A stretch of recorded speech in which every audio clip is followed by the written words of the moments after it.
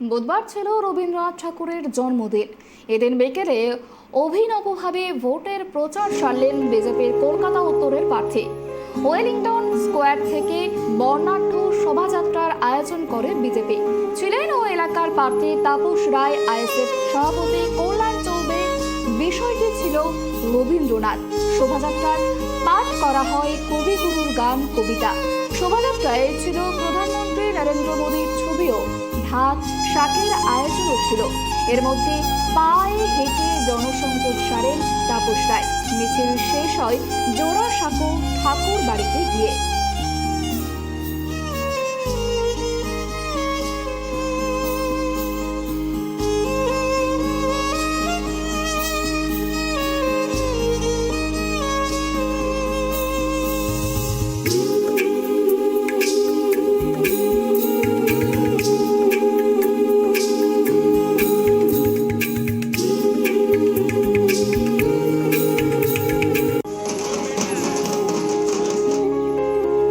পয়লা বৈশাখের দিনে একইভাবে সেদিন আমরা বেরিয়েছিলাম দলের তরফ থেকে পয়লা বৈশাখে মানুষকে নববর্ষের শুভেচ্ছা জানাতে এবং প্রচারে।